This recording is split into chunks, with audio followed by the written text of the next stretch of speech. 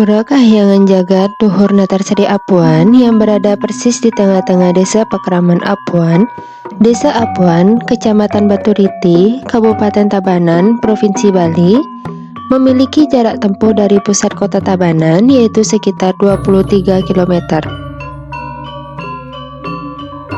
Memasuki kawasan Nista Mandala, terdapat mantilan desa yang berfungsi untuk tempat mengadakan pertemuan rapat dan acara untuk desa Pakraman. Di samping itu, juga difungsikan untuk hiburan atau pertunjukan. Terdapat patung perwujudan Dewa Tanawa Sanga atau 9 perwujudan dewa yang digambarkan dengan tokoh pewayangan. Di sebelahnya, terdapat pura melanting desa adat Apuan.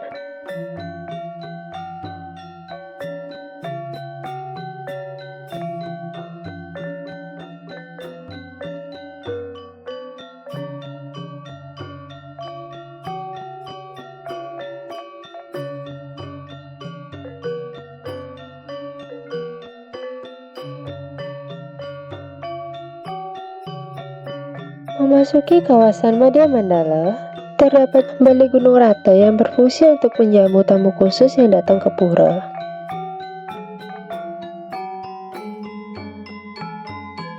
Di pura ini terdapat 2 balai kulkul, yaitu Balai Kulkul Desa dan Balai Kulkul Pura, di mana Balai Kulkul Pura berfungsi sebagai tempat untuk memunyikan kulkul saat berlangsungnya upacara di pura.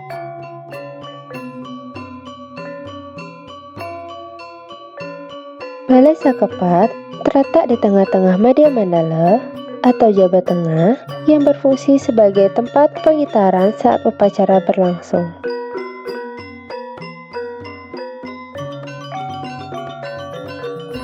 Terdapat juga Tapit Lawang yang berfungsi sebagai penjagaan.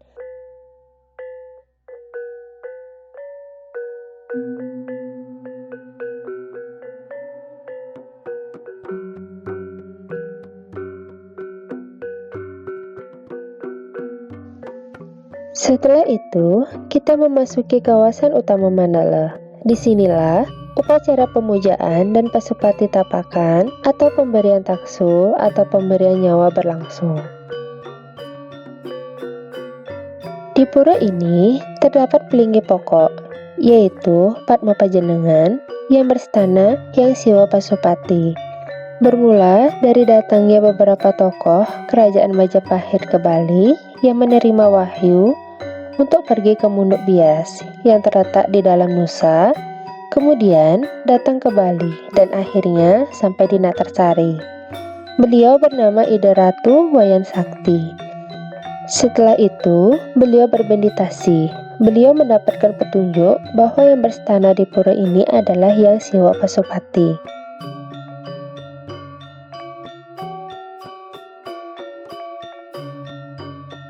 Puja Wali atau upacara biodalan di Pura Luhur Natarsari Apuan dilaksanakan setiap 6 bulan sekali yang jatuh pada hari Sanicara Kliwon Wara Klurut atau lebih dikenal dengan sebutan Tumpak Krulut.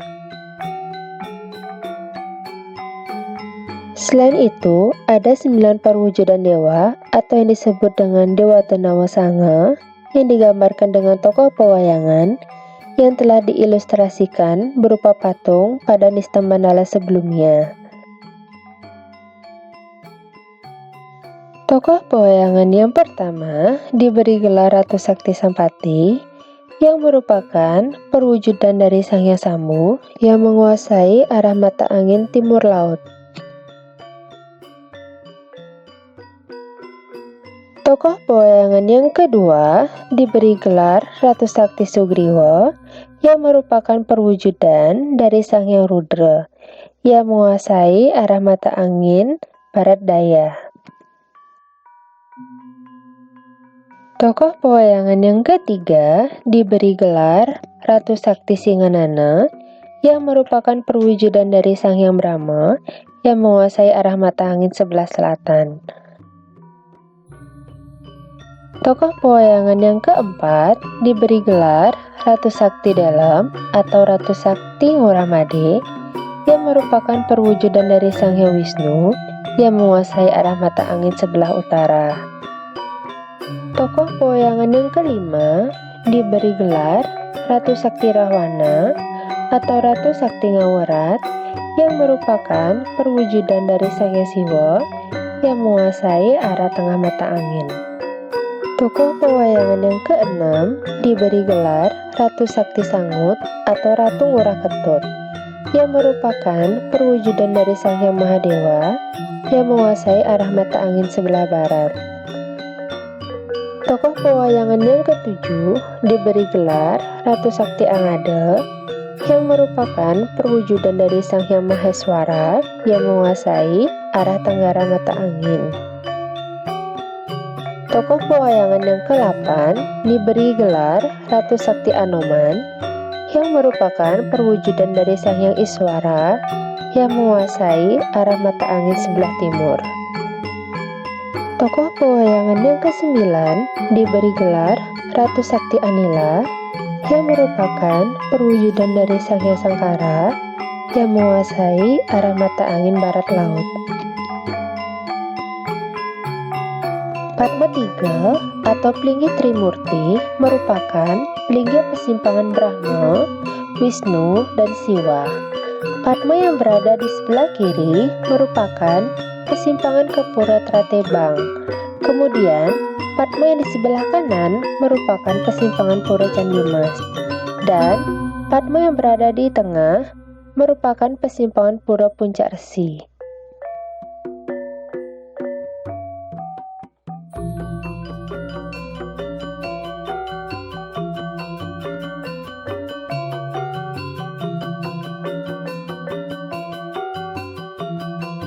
Selanjutnya, Biru Tumpang Tiga, persimpanan Pura Luhur Puncak Padandawa, dibuat untuk membuktikan adanya hubungan erat terhadap Pura Luhur Puncak Padandawa.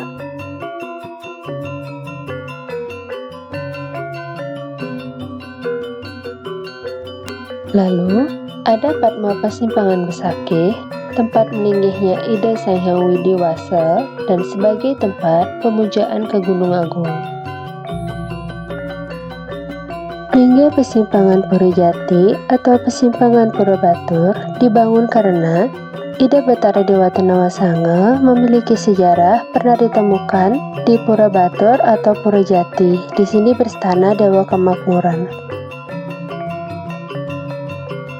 Lingga persimpangan Pura Ulundanu dibangun karena Ida Betara Dewata Nawasanga memiliki sejarah yang berkaitan dengan Pura Ulundanu Beratan. Taksu Pusah merupakan pelinggi bawaan dari Pura Pusah dan Desa Apuan.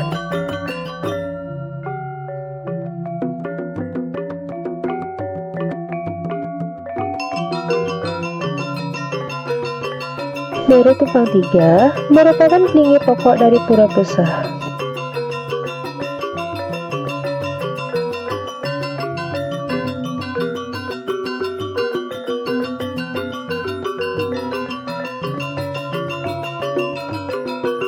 Pangurah merupakan pelinggi bawaan dari Pura Pusah yang memiliki fungsi sebagai penjagaan sebelum memulai suatu kegiatan di pura.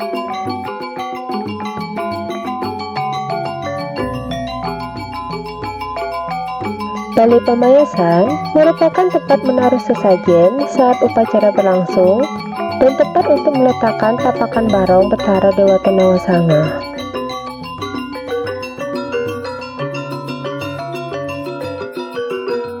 Balai Pawedan ini memiliki sejarah yang berkaitan dengan tidak bolehnya odalan diselesaikan oleh seorang sulingge, namun hanya dengan seorang mangku. Seberapapun besar odalan di pura tersebut tetap tidak diperbolehkan diselesaikan oleh seorang sulingge karena bisa terjadi hal-hal di luar nalar. Dapat dikatakan, Pura Kahyangan Jagat Luhur Natarsari Apuan memiliki bagawantanya sendiri.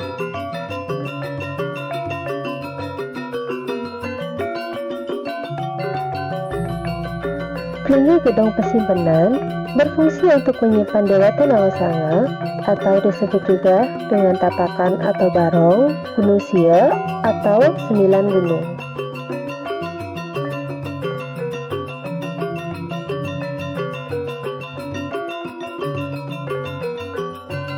Pelangi Pasimpangan dalam Pet, persimpangan ini ada kaitan erat dengan sejarah perjalanan beliau pertama kali tiba di dalam Pet.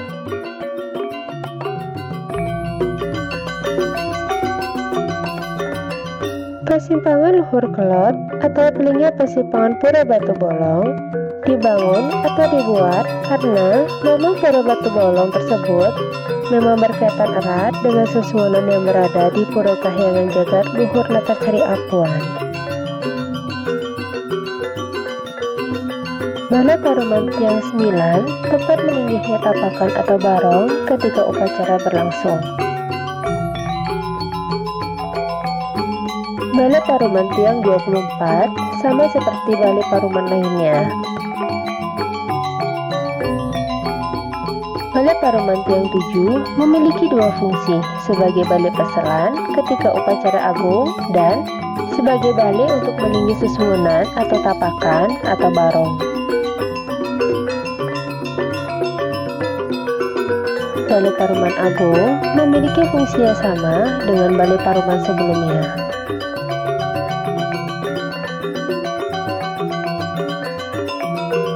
Balai Paruman Tiang Sanga berfungsi sebagai tempat meningginya tapakan barong ketika upacara berlangsung. Lumbung atau Jinang, atau bisa disebut juga dengan Pelingi Dewi Sri. Pelingi ini digunakan untuk memuja dewa kesuburan dan biasanya di dalamnya disimpan padi. Pelingi Taksu merupakan taksu Pura Kahyangan Jagat Luhur Natarsari Apuan. Pelingi Taksu ini termasuk pelingi pokok Pura Kahyangan Jagat Luhur Natarsari Apuan yang berstana Ida Batara Taksu yang umumnya dipergunakan untuk memohon restu sebelum memulai upacara. Balai Kakelentingan berfungsi untuk menempatkan gamelan khusus Ida Batara Dewata Nawasanga saat odalan dan saat Ida Batara selesai melancaran atau berpergian. Pelingi Sor Kayu Base adalah pelingi yang menempel pada pohon kayu base yang digunakan sebagai obat.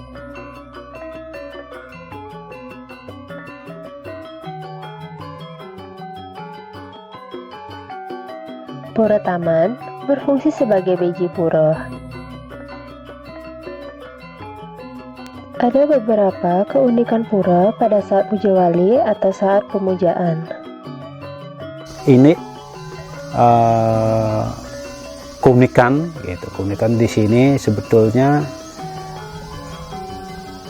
terutama ada pada puncak puja wali. Puncak puja wali itu perlinga pelawatan yang datang ke sini ke Natasari itu tedun, itu napak ke Pertiwi melingkari pura ini, tedun semua ya di situ pas jam 12 malam. Jadi di situ keunikannya bahwa di situ disebut Batara turun kabeh yang diisi dengan upacara penyejak buana. Nah, disitulah keunikan di sini. Selain itu, selama puja wali setiap malamnya ada pertunjukan calon arang. Nah, di situ pada umumnya disebut di sini juga sebagai penguput upacara juga. Nah, di sini keunikannya juga di Natasari setiap tahun selalu Nunas Tirta ring kayangan besar yang ada di Bali, termasuk Besakih, Batu Karu, di Pura Dalam Ped lah sampai. Dan kalau memang itu karya membuat, itu bisa sampai ke Jawa. Dan setiap tahun itu Tirta yang ke Tunas kurang lebih ada sekitar 50-an tirta. Itu selain tirta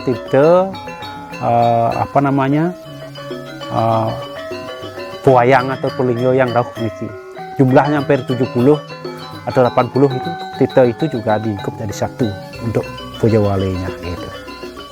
Dan itu keberadaan di sini. Dan kalau di pura lain mungkin tidak ada seperti itu. Yang ada di sini bahwa sesuai dengan penataran beliau, sesuai dengan konsep Natasari, bahwa ini natar beliau untuk menggibung dalam arti untuk apa namanya, yang cara gininya bahasa Indonesianya mungkin dalam arti paruman barong. Itu kalau mungkin bahasa gini, bisnisnya beliau membicarakan masalah masing-masing desa itu sendiri, masalah keadaan bumi ini kan gitu.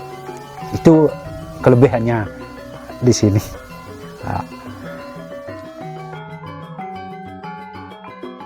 Demikianlah video pengenalan Pura Kahyangan Jagat Luhur Natarsari Apuan.